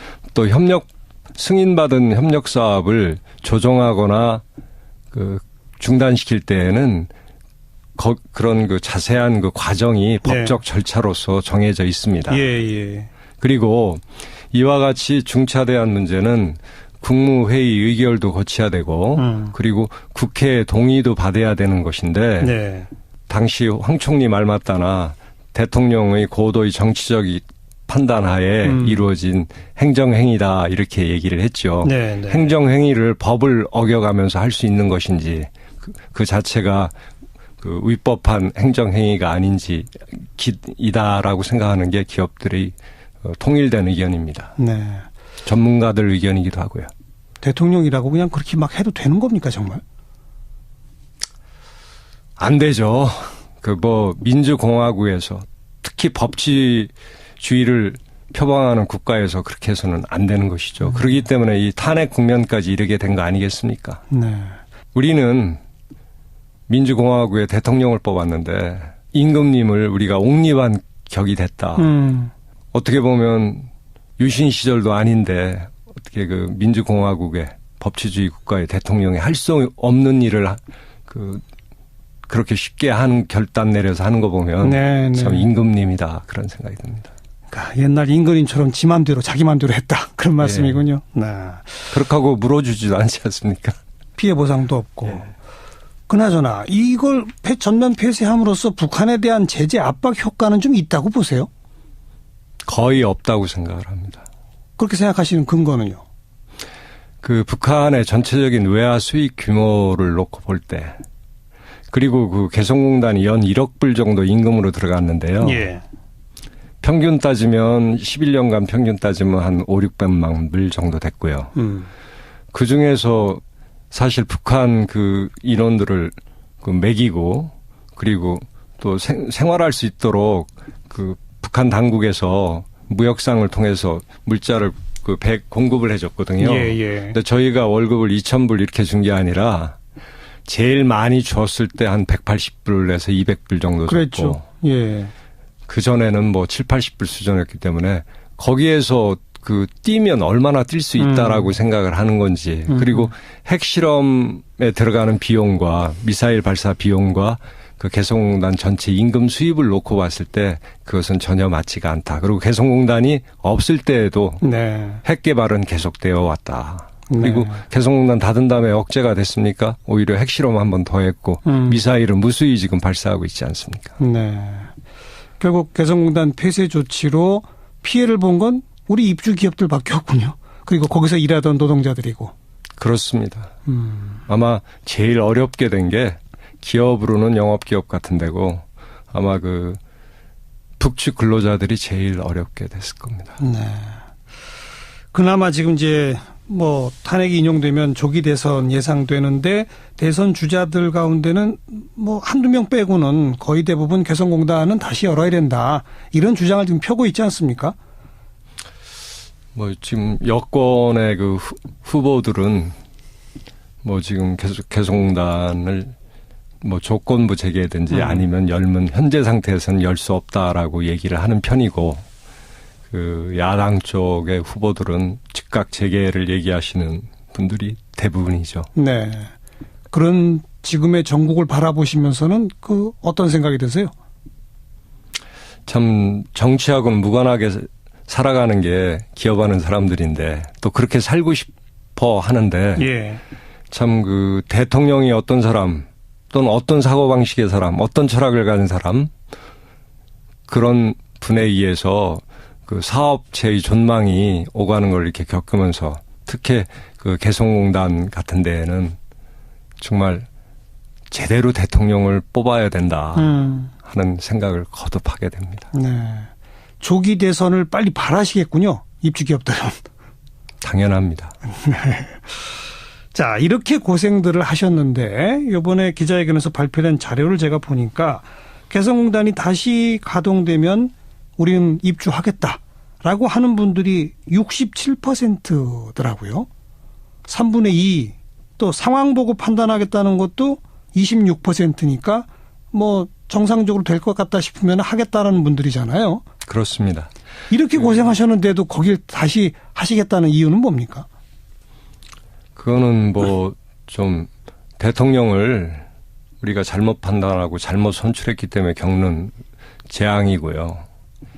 실제 개성공단은 그 내용을 알고 보면 우리가 얻는 것보다는 얻는 게 훨씬 더 많은 잃는 것보다는. 네, 네. 그리고 평화와 안보에도 상당한 순기능을 하는 그렇죠. 그런 공단이었거든요. 근데 그 참 어떤 대북 제재를 강력히 국제사회에서 유도하기 위한 하나의 계기로 삼는다고 개성공단을 저렇게 참 희생시켰는데 네, 네. 사실 그 이후에 남북관계는 완전히 단절되고 그렇죠. 그 수십 년 전 냉전 시대로 돌아가지 않았습니까? 네, 네. 남북관계가 개선되는 게 우리나라 국익에 보탬이 되는 게 훨씬 더 크다면 개성공단 재개는 관계 개선을 위해서 제일 선제적으로 돼야 될 일이라고 생각을 합니다. 거기 입주했던 기업인들은 그런 의식들을 다들 좀 갖고 계신 거죠? 본의 아니게 갖게 됐습니다.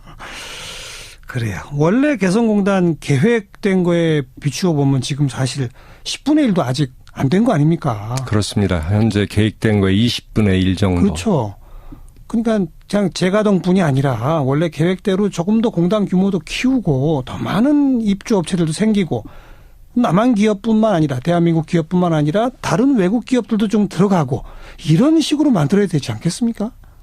그렇게 만들어야죠. 그러려면 우리 정부의 의지가 가장 중요하고요. 그리고 그 실제 요즘 일자리가 굉장히 중요하지 않습니까? 예, 예. 그 개성공단을 없애면서 한 10,000명 가까운 일자리가 없어졌으리라고 생각을 합니다. 왜냐하면 개성공단은 모든 원부자재를 국내에서 공급하기 때문에 예, 예. 그 연관 산업에 대한 고용 효과 이런 것도 크거든요. 그렇죠. 그 정부 돈이 하나도 안 들어가더라도 지금 1단계도 지금 40%만 공장이 들어서 있기 때문에 오이사 조치로 인해서 개성공단도 신규 투자가 금지되어 있는 상태였기 때문에 네. 그것만 풀어도 제가 생각할 때는 25,000개 정도의 일자리가 꽤 괜찮은 일자리가 생길 수 있는데 지금 정부는 오히려 경제나 국민들의 실생활보다는 그 어떤 이념적인 잣대 또는 그 오기 싸움 이런 것에 의해서 그런 것들을 너무 많이 희생시키는 것 같아갖고 네. 대단히 국민의 한 사람으로서 속상하고 안타깝습니다. 자, 그래도 희망을 가지시고 예. 힘내시기 바랍니다. 예. 저희도 응원하겠습니다. 네, 감사합니다. 네, 고맙습니다. 개성공단 기업협의회 비상대책위원회 정기섭 위원장이었습니다. 국제민주연대 강은지 팀장 어서 오십시오. 네, 안녕하세요. 네. 뭐부터 볼까요? 지금 박근혜 대통령 특검이 네. 대면 조사할 수 있느냐 없느냐 국내 그렇죠. 언론도 지금 이걸로 시끄러운데 네. 외신도 똑같죠? 네, 그렇습니다. 그래서 일단 대면 조사를 할 것이다. 그러니까 목요일 날 할 것이다라는 얘기가 나왔던 그때에 이제 여러 외신들에서 대면 조사할 수 있겠다라는 네. 보도가 이제 나왔었어요. 예. 그러면서 이제 단신으로 보통 이제 스트레이트로 나오긴 했는데 로스앤젤레스 타임스에서 좀 자세하게 이걸 다루면서 여기에서 이제 나왔던 게 이제 로스앤젤레스 타임스는 지난주에 있었던 그 청와대 압수수색 관련해서 대치하다가 그냥 물러났었죠. 네, 예. 그 대치하던 장면을 상세하게 묘사를 했어요. 그러면서 네. 그 청와대 앞에서 특검과 청와대가 대치하고 있는 그 모습이 결국 법의 지배와 행정부의 그런 권력이 대치하고 있는 모습을 보여주는 것이었다라고 네. 하면서 그래서 지금 이 청와대 정문 앞에서 이어졌던 몇 시간에 걸친 대치가 아시아의 민주주의를 선도한다고 하는 국가들 중에 하나에서 지금 어떤 일이 벌어지고 있는지 극적으로 보여주는 한 장면이었다. 이렇게 설명을 했고요. 예. 그리고 이제 그 미국 버클리 대학 한국학연구소 소장인 데이비드 강 소장의 말을 인용을 해서 이 모습을 보면서 정말 믿어지지가 않았다라고 네. 이제 그러면서 비선 실세가 들어오는 건 되고 검찰이 법원 영장 가지고 들어오는 거는 안 된다라고 하는 그 모습을 보면서 정말 믿어지지 않더라. 네. 라고 했다라는 이런 그 내용을 전달을 했고요. 비선 실세뿐이 아니라 뭐 주사 아줌마도 들어가는데. 그렇죠. 비선자가 붙으면 다 들어가는데 법원 영장 가지고는 못 들어가는 이런 이걸 모습. 네. 법의 지배와 행정부 권력이 충돌하는 네. 모습 이렇게 그렇죠. 상징화했다. 네, 네. 그렇습니다. 네. 그래서 이제 대면 조사가 이제 무산되고 난 다음에는 뭐 로이터 통신 등에서 결국 지금 대면 조사가 목요일로 예정됐던 거는 취소가 됐는데 그러면서 이제 언론에서 그런 보도가 나왔다는 거를 청와대에서 이유로 들었는데 왜 언론 보도가 이런 결정의 원인이 됐는지는 명확하지 않다라고 하면서 이제 단신으로 또 전달을 하기도 했고요. 네. 네. 자, 그리고 블랙리스트에 올랐던 그 문화예술인들이 대한민국 정부와 대통령, 김기춘, 조윤선 이런 분들을 네. 상대로 소송을 제기한 소식. 네, 오늘 제기를 했죠. 이것도 많이 보도가 되고 있죠? 네, 그 내용도 많이 보도가 됐고요. 그래서 CNN 같은 경우도 집중적으로 보도를 해서 이제 그 뭐 민변에서 하고 있다, 어떤 대응 모임이 발족됐다, 몇 명이 소송을 한다 이런 얘기들을 다 전달을 했고요. 예. 그리고 이제 그 AFP 통신이 가장 구체적으로 다뤘는데 AFP 통신에서는 사례를 들어서 쭉 설명을 해요. 근데 그 내용이 굉장히 사실 그 좀 구체적으로 많이 얘기가 나오는데요. 일단 기사 시작이요. 다이빙벨이라는 그 다큐멘터리 영화를 상영할 때 티켓은 다 팔렸는데 실제 극장에서는 텅 비어 있었다. 예, 예. 그 사례를 설명을 합니다. 그러면서 예. 그런데 그때만 해도 이게 도대체 어떻게 된 일인지 이유를 몰랐는데 이번 스캔들 덕분에 그 이유를 알게 됐다. 네. 라고 하면서 그냥 표를 네. 누가 싹쓸이해서 사버린 거죠? 그렇죠. 그게 조윤선 전 장관이 했던 그 블랙리스트 관리 중에 하나였던 거죠. 예, 예 다이빙벨이 이제 그 인기를 못 얻게 하기 위해서 표를 사버렸던 거였죠. 그래서 그런 상황들을 이제 설명을 하는 겁니다. 그러면서 한국이 이제 민주주의 국가라고는 하는데 많은 사람들이 지금 얘기하는 게 박근혜 정권 하에서 문학의 분위기는 박정희 시대를 연상시킨다. 네. 이 무자비한 예술 검열이 있었던 그 시대를 연상시킨다라고 이야기를 합니다. 그리고 이제 그 다이빙벨 배급사였죠. 시네마달의 대표 인터뷰를 직접 해서 예. 쭉 소개를 하는데요. 다이빙벨 배급하면은 정부 지원 끊길 거다 이런 말 자기 직접 공무원들로부터 들었다. 그리고 뭐 일부 직원들은 전화 감청당하기도 했고 그래서 20년 동안 이 일을 해왔는데 이런 적은 처음이다라고 하는 발언을 소개를 하고 있고요. 네. 또 이제 부산국제영화제 다이빙벨과 연관해서는 또 그렇죠. 네, 빼놓을 수 없죠. 그래서 부산국제영화제 집행위원장 강수현 씨의 말을 인용을 해서 지난 2년 동안 말로 표현하기 어려울 정도로 힘든 일이 많았는데 왜 그런지 몰랐는데 이제야 그 이유를 알게 됐다라고 네, 네. 하면서 설명을 합니다. 그리고 그 원로 영화 감독이죠. 이장호 감독의 말을 감독. 네, 인용을 해서 박정희 정권에서 엄격한 예술 검열이 있었다라고 자기가 겪었던 시절의 이야기를 전달을 한 거죠. 그래서 빈곤이나 부패 문제 또는 사회의 부정적인 면을 묘사하거나 연상시킨 장면들은 다 금지되었었다. 그러다 보니까 아무 생각 없이 보는 로맨스 영화만 남았고 한국 영화의 암흑시대가 도래했다. 박정희 정권 때. 네, 그렇죠. 예. 그러다가 이제 1992년에 첫 민선 대통령 출범 이후에 검열에서 해방돼서 드디어 이제 영화나 노래, 드라마가 검열 없이 나오기 시작을 했고 그것이 한류의 토대가 되었는데 네. 그런데 지금 그 성공이 박근혜 정권 하에서 다시 위협받고 있다. 그렇죠. 네. 그래서 이장호 감독이 이제 이렇게 AFP 통신에 설명을 합니다. 대부분의 영화 투자회사들이 정부 지원을 받게 되는데 예. 그러다 보니까 애국적 주제를 다룬 영화. 그러니까 뭐 한국전쟁 때 그 북한군에 맞서 싸웠던 국군 이야기라든가 아니면은 박정희 대통령 하에서 경제성장에 대해서 찬양하는 영화. 네. 이런 것들에 대한 투자가 장려되었다. 인천 상륙작전 그렇죠. 국제시장 뭐 이런 거 얘기하는 네. 거죠. 네. 딱 떠오르는 영화들이 네. 있죠. 네. 네. 그러면서 이제 마지막으로 그 최연용 한국영화산업전략센터 소장의 말을 인용을 합니다. 중국을 반면교사로 삼아야 한다. 아시아 최대의 영화 시장이지만 중국 밖에서는 중국 영화가 안 알려져 있다. 영향력도 없다. 그 이유는 검열로 예술적 창의력이 억압되기 때문이다. 그렇죠. 네, 그래서 중국을 반면교사로 삼아야 된다라는 얘기까지 전달하고 있고요. 네. 그래서 이 블랙리스트 관련해서는 여러 언론에서 다뤘는데 뭐 그 중에 하나로 또 이제 브랜딩인 아시아라는 언론이 그 인터넷 언론이 있는데요. 여기서도 이제 지금 상황이 한국이 철권 독재 치하에 있었던 시절을 연상시킨다라고 하면서 그런데 과거와 다른 점 하나. 블랙리스트에 오른 연예인들이 지금은 대통령과 정부를 상대로 싸우고 있다. 예. 라고 전달을 합니다. 그렇죠. 네.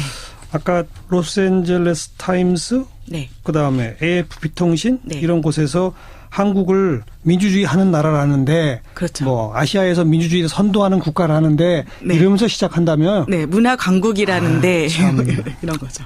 원래 우리가 그 정도 되는 나라인데 네. 어쩌다 이런 평가를 받는지 참 서글픕니다. 자, 그건 그렇고 평창 동계올림픽 이제 딱 1년 남았습니다. 네, 그렇죠. 그 카운트다운 시계 제막식이 어제 있었는데 네. 외신들은 좀 걱정이 많다면서요? 네, 기대보다는 우려가 더 많은데요. 지금 AP통신, 뭐 CBC 뭐 이런 등등에서 관련 기사들을 내보내는데, 예. 이제 기조가 그거예요. 평창올림픽 이제 1년 남았는데 홍보가 너무 안 되고 있다. 네. 관심이 없다. 이거 표라도 팔리겠느냐. 네. 관객 오겠느냐. 예. 라는 우려입니다. 그래서 AP통신에서도요. 그 동계올림픽이 지금 곧 다가오는데 정치적인 문제 때문에 준비에 암흑이 드리워지고 있다. 그림자가 드리워지고 있다. 이렇게 네. 설명을 하고 있고요. CBC는 이제 캐나다 언론인데 CBC 같은 경우에는 평창올림픽 한국에서 홍보가 안 되고 있다. 문제다. 이렇게 설명을 합니다. 그래서 사실 이제 평창올림픽 유치 소식 6년 전에 전해졌을 때 그때 열광 다 기억하실 것 같은데요. 예. 엄청나게 환호를 했었죠. 그리고 또 이 평창올림픽을 유치함으로 인해서 보통 동계올림픽이 부자 나라에서 하니까 한국도 이제 정말 명실상부 선진국 대열에 들어서게 될 것이다. 라는 기대가 있었는데 그런데 지금 1년 남은 상황에서 정치적 혼란에 빠져 있고 사람들의 머릿속에서 평창은 잊혀진 지 오래다. 네. 라는 진단인 거죠. 물론 이제 홍보 부족의 다른 원인으로 지적되는 것들이 이를테면 이제 동계 스포츠에 대한 역사가 워낙 짧아서 그렇죠. 예, 스타가 없는 거. 김연아 같은 스타가 사실 없잖아요. 네. 네. 그리고 김연아도 지금 이제 은퇴했으니까 은퇴했고. 그러면 그 이후를 누가 관객몰이를 할 수 있는 그 그런 사람이 파워가 아직은 없다는 없죠. 거죠. 예. 네. 그래서 이제 우려가 되는 거. 그리고 또 하나는 이제 평창 북한과 가깝다는 점 때문에 북한의 위협이 걱정이 된다라고 얘기를 합니다. 그래서 지금 또 지난해에 있었던 두 차례 핵실험으로 남북 관계가 현재 최악이잖아요. 그래서 북한의 참가를 이끌어낼 수만 있으면 향후 남북 관계 향방을 좀 진단해 볼 수 있을 텐데. 예. 그리고 이제 평창 올림픽 유치할 때 이제 이 올림픽에 북한의 참가를 유도하면은 이러이러한 효과가 있을 것이다라고 홍보한 것도 유치 성공을 이끌어낸 요인 중에 하나로 꼽히고 있거든요. 그렇죠, 그렇죠. 그런데 지금 상황은 남북관계 이보다 더 어려울 수 없는 상황이 네. 돼버렸고 네. 그래서 한국에서 대통령 자체가 지금 어떻게 될지 모르는 상황이니까 몸통 다 불확실하죠. 네, 확실한 그렇죠. 것은 아무것도 없다라는 게 이제 AP통신의 그 진단이었고요.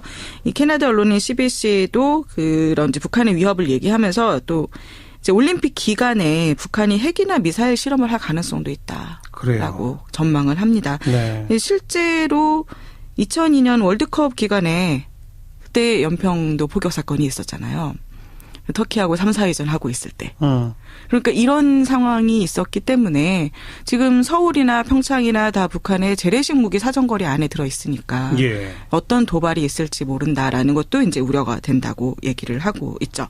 근데 뭐 아주 부정적인 기사만 있는 건 또 아니고요. CNN 같은 경우는 이제 평창 올림픽 1년 남았다라고 하면서 한국의 스키 문화는 이렇게 다르다라는 걸로 또 설명하는. 한국의 스키 문화? 네. 뭐라고 설명합니까? 한국 스키 문화가 이제 CNN에서 보기에는 굉장히 독특하게 느껴졌던 거죠. 일단은 그 한국의 지형 자체가 뭔가 스키에 사실 맞지 않을 것 같은데, 예. 근데 그거를 이제 잘 활용을 해서 뭐 인공눈도 잘 만들고 뭐 해서 잘 활용을 하고 있다. 그리고 서울에서 많이 오는데 서울에서 직장인들이 올 때 길도 막히고 해서 늦게 도착하니까 네. 한국에는 야간 스키라는 게 있더라. 야간 스키가 뭐 네. 대인기죠. 그렇죠. 예. 그래서 이런 직장인들을 위해서 한국에서는 새벽 2시 반까지 여는 스키장도 있더라. 뭐 이런 거 소개를 하고 있고요. 네. 그리고 밤의 추위를 이기기 위해서 소주 한 병 들고서 그 스키 리프트를 타러 올라가는 사람들이 있다. 뭐 이런 얘기들도 하고요. 이건 위험한데. 네. 예. 그리고 이제 스키장에 막 엄청나게 큰 음악이 울려 퍼지는 가운데 젊은이들이 스키를 즐기는 모습을 보면서 한국 스키는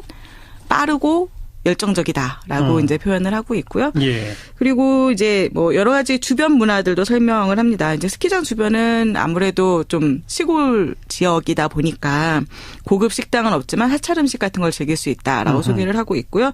그리고 스키를 타고 난 다음에는 자, 한국에는 찜질방이 있습니다. 라면서 찜질방을 또 소개를 합니다. 예. 그래서 예. 찜질방 가서 피로 풀고 그리고 그다음에 시간이 남으면 겨울 소나타 촬영지 둘러보고 이렇게 함으로써 한국만의 독특한 스키 문화를 즐길 수 있다라고 네. 하면서 소개를 하고 있는데요.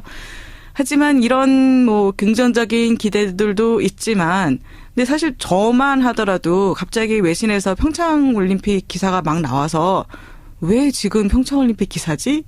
라고 1년 남았다는 걸 모르셨던 거죠? 몰랐습니다. 네, 그래서 찾아봤습니다. 도대체 예. 왜 지금일까? 예. 그 정도로 이제 평창올림픽에 대해서 사람들이 관심이 없다는 건데요. 이 캐나다 언론에서 CBC에서 보도할 때는 맨 처음에 시작이 이제 광화문 시청 앞에 평창올림픽 마스코트가 서 있거든요. 네. 그 백호랑이가 서 있는데 그 앞에서 만난 시민에게 이게 뭔지 아냐고 뭐 상징인지 아냐 그랬더니 이 사람이 모르더라. 네. 그래서 올림픽 상징이라고 설명을 했더니 그 시민이 88올림픽 얘기하는 거냐라고 되묻더라. 88올림픽. 네. 예. 그 일화를 소개를 하면서 이만큼 한국에서 지금 평창올림픽에 관심이 없다라고 시작을 했거든요. 네, 뭐, 네, 관심이 지금 이제 평창올림픽에 대해서 관심 갖기에는 너무 시국이 어수선해서요. 네. 그렇죠. 그리고 문제가 있죠. 그 뭐 경기장 건설이 좀 네. 부진하다든지, 네. 그리고 외국인 관광객들이 왔을 때 그들이 묵을 숙소나 음식점 같은 것이 좀 부족하다든지, 네, 뭐 그런 이런 우려들도 것들은 별로 많이- 이렇게 보도가 없습니까? 아니 그런 우려들도 있긴 있는데요. 예. 그래도 이게 또 상대적인 부분이 있는 게 워낙 그 브라질 올림픽이라든가 아니면은 러시아 소치 올림픽 때 문제가 많았기 때문에 상대적으로 한국은 준비 상황에 있어서는 나은 괜찮다? 것 같다. 아이고. 네, 이렇게 네. 진단을 해주고 있네요. 그런데 네. 국내 홍보 부족, 사람들의 관심 네. 부족, 이게 제일 큰 문제다. 이런 지적을 하고 있다. 네. 사실 뭐 정상적인 상황이라면 이제부터 일종의 붐업, 그래서 사람들의 관심도 막 네, 집중되고 1년밖에 안 남았으니까요. 뭐 그런 상황이 펼쳐졌었겠죠. 네. 그런데 뭐 최순실 게이트, 게다가 또 이 동계올림픽에도 최순실에도 손이 끼쳤다는 거 아닙니까? 네, 그래서 그 소식도 다 얘기를 하고 그러니까요. 있습니다. 그래서 이게 문화체육계에 특히 영향력이 있었기 때문에 평창올림픽 조직위원회도 조사를 받았다. 이 네. 내용도 나오고 있고요. 그리고 이제 그 대선과 관련해서 원래 예정대로라면 AP통신 보도에 따라 원래 예정대로라면 내년 그 대선 있고 나서 신임 대통령이 평창올림픽 폐막식에 참가해서 처음으로 이제 인사를 하는 이런 일정으로 일정상 그렇게 되죠. 네, 그렇게 내년 되어 2월 9일 있었는데. 시작이니까. 네. 예. 그래서 그런데 조기 대선이 되면은 이제 또 그것도 달라지게 되는 거죠. 달라지겠다. 그래서 그렇게 되면 평창올림픽을 어쨌든 뭔가 누가 대통령이 되든 새로운 출발점으로 삼으려고 할 텐데 그럴 만큼 평창올림픽이 지금 홍보가 될지 의문이다. 네. 알겠습니다. 아무튼 뭐 이제 빼도 박도 못하니까요. 국제 망신 당하지 않으려면 그래도 부지런히 노력해서 잘 치러내야죠. 네, 그렇습니다. 오늘 여기까지 할까요? 수고하셨습니다. 네, 감사합니다. 밖에서 본 한국 국제민주연대 강은지 팀장이었습니다. 그대로 임상 증상 완화하지만 바이러스는 감염을 하니까 바이러스는 또 소위 말하면 백신이 잘 안 들으니까 또 뭐 급격하게 변화를 하거든요. 그러니까 지금 한 5년, 6년 지나니까 이렇게 변종이 출현할 수밖에 없는 거죠. 그러니까 지금 계속 보도가 나오는 걸 보면 뭐 소위 물 백신이라고 농가 주인들이 주사를 놨건 아니면 수의사가 주사를 놨건 간에 백신을 놨는데도 불구하고 항체 현성이 뭐 심각하게 5% 아니면 뭐 15%, 20% 이 정도밖에 안 된다는 이유가 바로 여기 있는 겁니까? 맞춤형 백신이 아니기 때문입니까? 아닙니다. 그거는 이제 백신의 접종 문제고요. 이제 맞춤형 백신은 소위 말하면 사실 같은 원론적 이야기인데요. 2011년도 백신을 도입했잖아요. 그런데 그때 이후에 맞춤형 백신을 해서 제대로 접종하면 청정화가 될 수가 있는 거거든요. 그래서 소위 말하는 물 백신을 하니까 큰 그림에서는 많은 돈을 들여서 이렇게 백신을 해왔잖아요. 그래 같으면 제대로 된 백신 같으면 벌써 백신으로 해서 바이러스가 청정화가 된 상태라야 되는데. 그렇군요. 그렇게 쉽게 말하면 농민들이 하소연 하는 거는 아무리 해도 안 되는데. 이제 그게 소위 말하면 물 백신이 그게 또 과학적으로 보면 또 사실이고요. 그런 이야기가 되겠습니다. 그러니까 다른 나라들은 다들 그렇게 맞춤형 백신으로 보급하여서 그 완전 청정화 하고 있는 겁니까? 그렇지. 예를 들면 지금 아르헨티나 그런 경우도 좀 자체 생산하고 러시아, 인도도 그렇고요. 그렇게 좀 또 이렇게 100% 좀 발생하면 빨리 신속하게 자기 나라 그 맞춤형으로 개발하고 그러니까 이제 큰 문제가 없는데 우리나라처럼 소위 말하는 맞춤형이나 위탁 생산 이런 어떤 노력을 하지 않고 2011년도에 영국이라는 그 A라는 회사 거를 장기 계약을 했다고 합니다. 정부에서요. 아, 그래요? 저도 그래서 많은 제기를 하고 사실 우리가 갑인데 어느 상태로 돼 있대요. 그래서 지금 우리나라하고 OEM 경우는 러시아에서 생산한 그거는 우리나라하고 거의 많이 일치하거든요. 그런 것을 백신을 수입을 2011년도부터 다 기업이 수입을 하려고 그 농림축산검증본부에 허가를 신청을 했는데요. 그게 다 이렇게 보류되고 뭐 자꾸 뭐 이상하게 뭐 걸고 뭐 이래가지고 사실은 뭐 그러면 2015년도 파동 때도 또 다양화한다 해서 아르헨티나하고 또 다른 회사가 심지어 뭐 시범적인 백신 그 공급도 해놓고 지금은 또 알아보니까 허가를 또 차단한 거지요. 농민들에서요. 그렇습니다. 그러니까 농림부는 2011년 영국산 백신을 도입하기로 장기 계약해서 계속 거기에만 그냥 독점적으로 끌려다니는 겁니까? 그렇습니다. 그래서 저도 많이 제기했고 또 많은 이게 아는 분들도 했는데 심지어 계약서 좀 보자. 근데 다 거부를 하고 있고요. 뭐 상당히 뭔가 있고 저는 좀 많이 좀 이렇게 이 감사나 이래 해가지고 그 점은 국민에게 꼭 알려줬으면 좋겠습니다. 이건 그렇지 않고는 해결이 안 됩니다. 이건 반드시 밝혀져야 할 사안이네요. 그렇습니다. 우리가 뭐 기술 수준이나 이런 면에 있어서 자체 개발해도 충분히 되는 거 아닙니까? 맞춤형 백신을. 사실은 그렇습니다. 그런데 이제 그것도 백신 개발하는 것도 농림축산검증권 공무원들이 이게 독점하고 사실 국회에서 국민 세금으로 300억을 투여했거든요.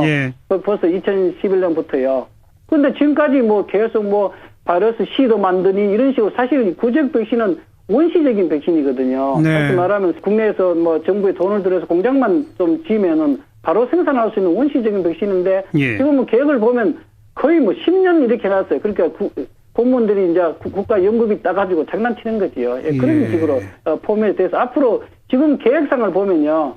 앞으로 10년이 있어도 국내 백신이 안 나옵니다. 큰일이군요. 결국 정부의 잘못이죠? 한마디로. 정부의 잘못입니다. 인재입니다. 이거는 진짜 인재고요. 특히 구제역은 제가 2011년도부터 계속 이렇게 관여하고 또 그때 외부에서 유입됐다는 그런 거짓말 치고 다 했었는데 한마디 인재입니다. 근데 지금 현 상황에서는 그럼 그나마 최선이 뭡니까? 뭐 정부는 오늘 전국의 가축 시장을 폐쇄한다. 살아있는 가축의 이동을 금지한다. 이런 뭐 조치들을 내놓긴 했는데 이러면 되는 겁니까? 사실은 지금은 농민들 손을 떠난 상태. 다시 말하면 국내에 이 바이러스들이 사실은 백신을 함에도 불구하고 임상 증상 완화하고 바이러스가 많이 이렇게 뭐 전문가들은 저도 그렇고 이제 토착화 됐다고 판단하고 있거든요. 아, 그래요. 그렇기 때문에 계속. 네, 안녕하세요. 새누리당이 오늘 신당 개업했네요. 당명 바꿨죠? 그렇습니다. 자유한국당으로 교체했습니다. 이게 13일 전국위원회 인준 절차가 남아있는데 이대로 될 것 같고요. 네. 그리고 이제 로고도 아마 곧바로 바꾼다고 해요. 태극기 뭐 문양을 좀 사용한다 이런 이야기가 들려 있습니다. 네. 자유한국당. 예. 원래 뭐 보수의 힘 뭐 이런 거 하려고 그러잖아요. 임명진 비대위원장이 이걸 좀 좋아했다 이런 이야기가 들리는데 보수의 힘은 좀 너무 직설적이다. 이런 이야기가 나와서 결국 자유한국당이 됐는데요. 예. 이것도 제가 보면 좀 비슷한 것 같아요. 왜냐하면은 지금 현재 새누리당, 법적으로 새누리당이니까요. 이 역사를 보면은 민자당 이후에 이제 김영삼 대통령 때 신한국당이 됐지 않습니까? 네. 그 이후에 한나라당, 새누리당 이렇게 왔죠. 예. 신한국, 한나라, 새누리는 좀 제가 볼 때 일관된 컨셉이 있거든요. 좀 전체를 포괄한다. 아우른다. 이게 캐치올 파티, 이제 포괄 정당의 개념인 거죠. 예. 근데 이제 자유한국이라는 말은 오른쪽으로 선회했다고 보는 게 맞겠죠. 자유를 앞에다 넣었다는 것 때문에. 예. 이게 7, 80년대에는 탈북이란 말 안 쓰고 귀순이란 말 잘 썼죠. 예. 그때 이제 귀순 용사들이 통상 자유대한에 귀순한다 이러면서 만세 삼창 이렇게 부르고 이 자유대한이라는 게 북한하고 대당하는 의미로서 이게 강조가 됐던 거거든요. 네네. 또 옛날 자유당도 있지 않습니까? 그렇죠. 이승만 대통령 때. 예.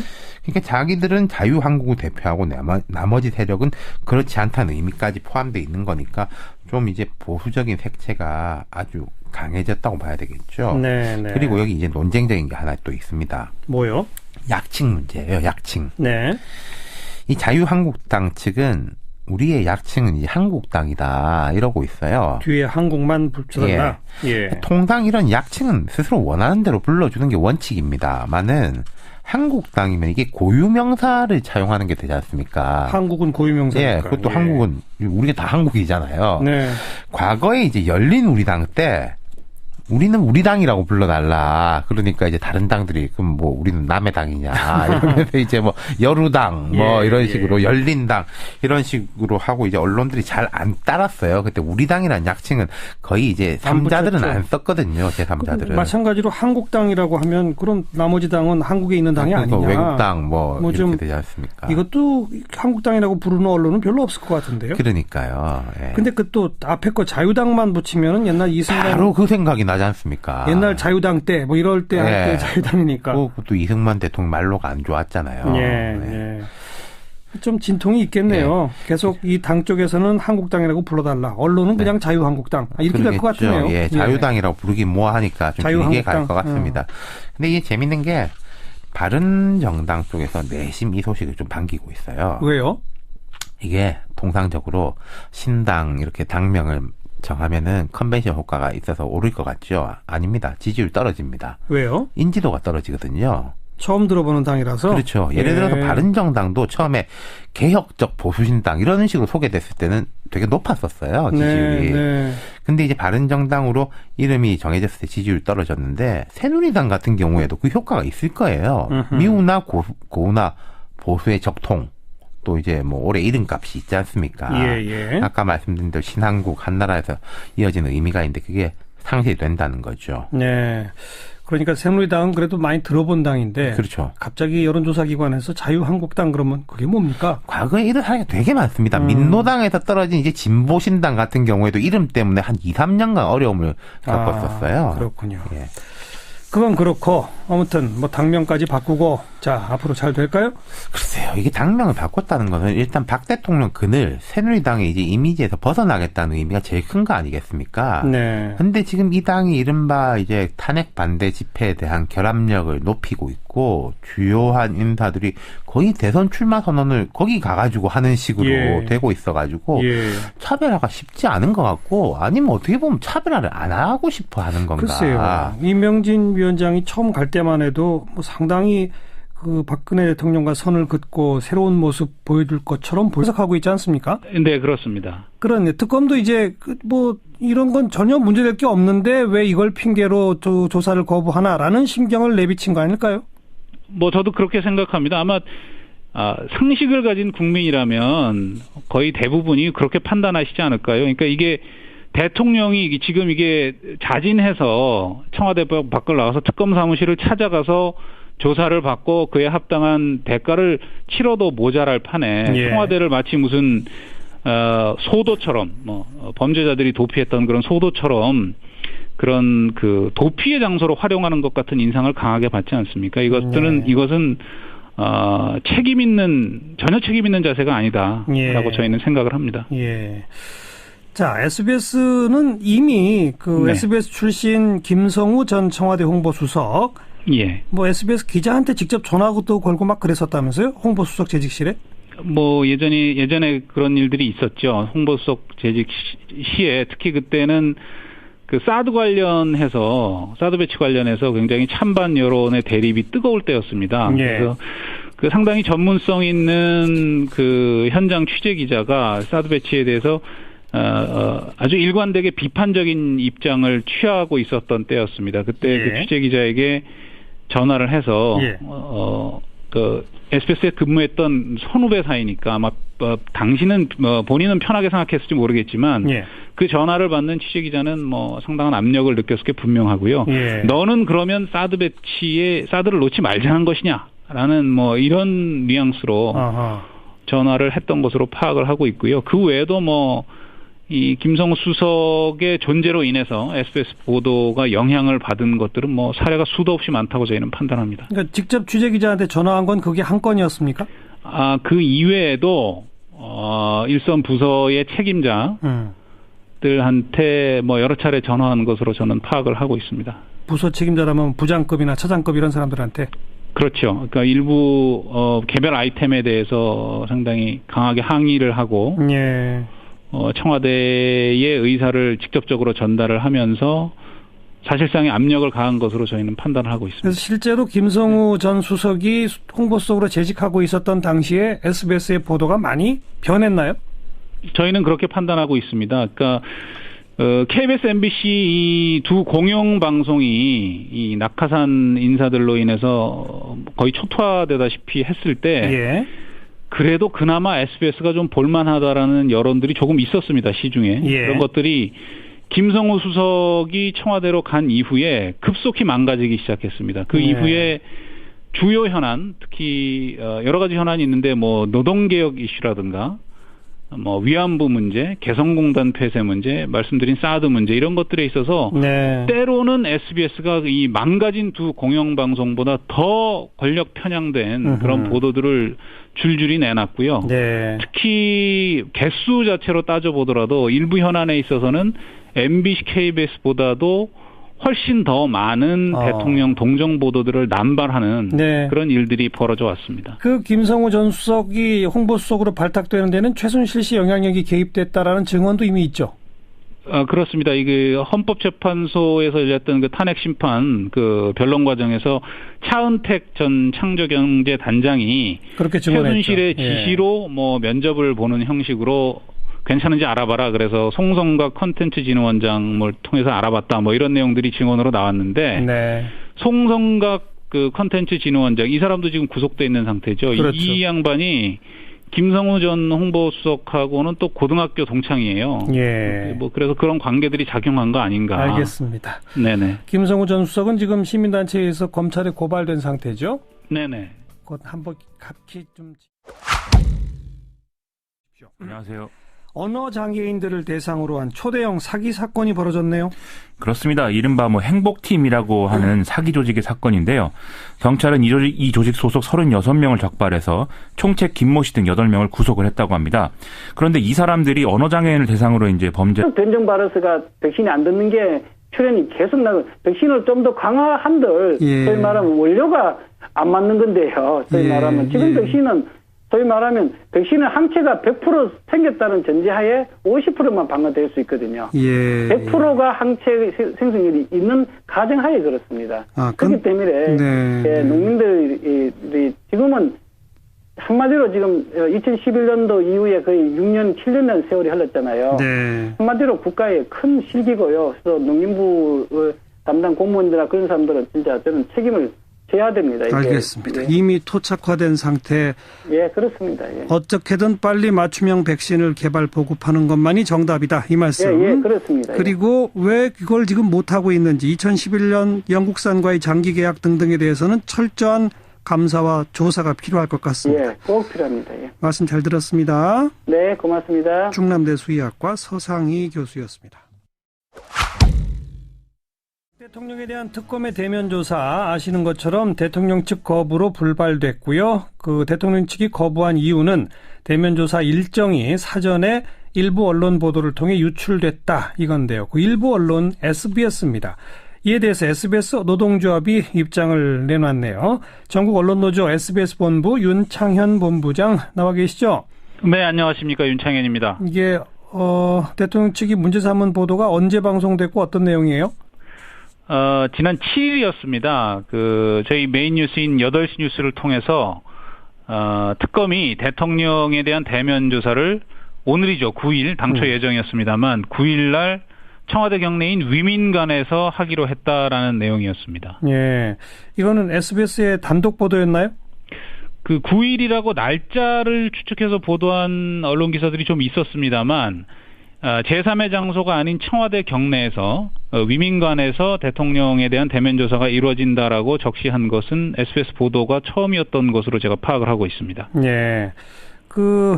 취재원 보호 차원이기 때문에 아마 여쭤봐도 답은 안 하실 것 같습니다만 네. 어디서 들었나요? 이런 얘기를? 제가 특검 취재진들에게 직접 확인한 내용이 아니라서 제가 책임 있는 답변을 드리기는 어려울 것 같고요. 청와대에서 밝힌 것처럼 무슨 특검보가 SBS를 이렇게 지정을 해서 정보를 흘렸다던가 이런 것들은 사실이 아닌 것으로 저는 파악을 하고 있습니다. 예. 어디서 확인했는지는 확인해 주실 수 없지만 네네. 특검보가 정보를 준 것은 아니라는 것은 확인해 줄 수 있다. 예. 전 그렇게 전해 들었습니다. 네. 자, 이 보도를 문제 삼아서 대통령 측이 특검 조사를 일단 거부해서 지금 현재 무산됐고 아직 일정 협의도 안 되고 있는 상태입니다. 네네. 어떻게 보세요, 이 상황을? 사측의 입장을 제가 대변할 수는 없고요. 예. 저희 이 노동조합 구성원들 그리고 조금 전에 이 기자협회에서도 성명을 또 발표를 했습니다. 네. 그러니까 한마디로 대단히 부적절하다는 것이고요. 과연 이 헌법 위반 그리고 다른 여러 가지 범죄 혐의로 지금 탄핵소추의 심판대에 박근혜 대통령이 올라 있지 않습니까? 예. 또 그런 사안에서 특정한 피의 사실도 아닌 조사 일정 자체, 조사 장소 자체를 언론에 공개하는 것, 그리고 언론이 그런 정보를 취득했을 때 그것을 보도하는 것이 왜 문제가 되는지 이해할 수 없다라는 것이 SBS 내부 구성원들의 공통된 입장입니다.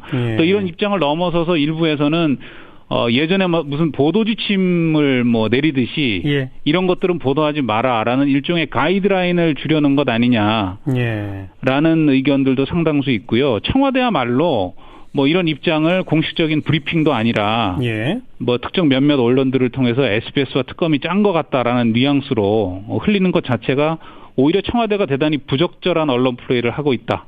어떻게든 특검 조사를 피해보려고 언론까지 끌어들여서 언론 보도까지 끌어들여서 문제를 삼고 있다라는 인식이 주류를 이루고 있습니다. 오늘 특검이 이제 정례 브리핑에서 명시적으로 말하지는 않았습니다만은 그러니까 일정 같은 거 밝히지 말아야 한다라고 하는 청와대 요구에는 이제 끌려다니지 않을 것 같은 그런 입장을 밝힌 것으로 지금 다들 언론에서는 했는데 요즘은 박근혜 대통령 징계도 안 하겠다 그러고. 그러니까 지금 돌이켜보면 참 희한한 게 서청원 의원 한 사람 때문에 그 난리를 쳤지 않습니까? 그러니까요. 예. 그럼 이러려면 왜 그랬냐는 거죠. 지금 보니까 이제 황교안 총리 대통령 권한 등의 지지율이 좀 올라가고 있는 거라든지 바른정당보다 여러 여론조사에서 새누리당이 높아요. 그런 것 때문에 좀 자신감을 받았는지는 모르겠는데 제가 생각할 땐 그래서 이 한계는 명확할 겁니다. 이런 식의 좀 변화되지 못하는 모습을 보인다면요. 이게 그러면 10% 내지 15%에 딱 머물겠다는 뜻.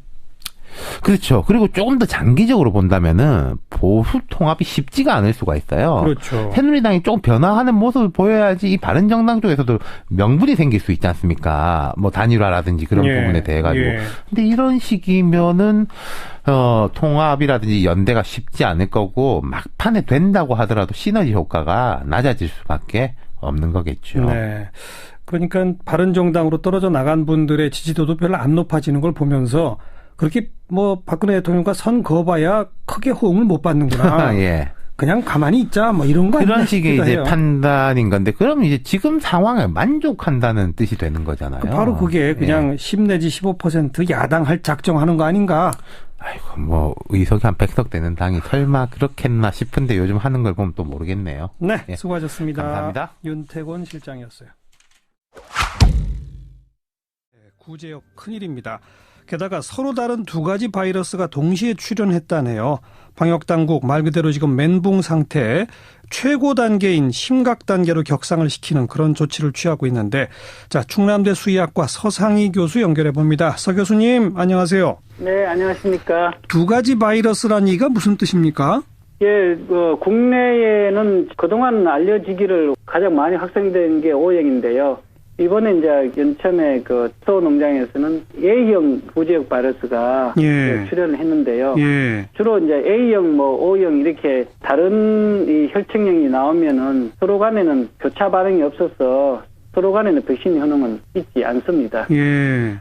그럼 지금 우리 국내 소들한테 백신을 강제 접종하고 있지 않습니까? 예, 그렇습니다. 그 백신은 그러면 O형에만 듣는 거예요? 아닙니다. 소 경우는 O형과 A형이 동시에 있는 거거든요. 아, 바이러스 백신이? 예, 근데 A형은 2010년도에 이 강화, 포천, 연천 같은 지역에 소에 이제 A형이 발견이 됐거든요. 우리나라에서요. 네. 아마도 포천, 연천 지역에 계속 머물고 있은 거로 판단이 되고요. 예. 그래서 물론 이제 그 위에 A형 백신을 하니까 누르고 있다가 지금 변종이 생겨서 나타난 것으로 보이고 있고요. 돼지 경우는 아직 A형이 이제 보고된 바가 없었어요. 그래서 다행이네요. 또 문제는 변종 바이러스가 이렇게 출현하면 A형이 소만 감염하는 게 아니니까요. 그래서 돼지에 유입이 될까 상당히 좀 걱정입니다. 그리고 교수님 쪽 설명해 주시는 것처럼 백신을 했는데도 발견된다, 또 발생했다는 얘기는 자꾸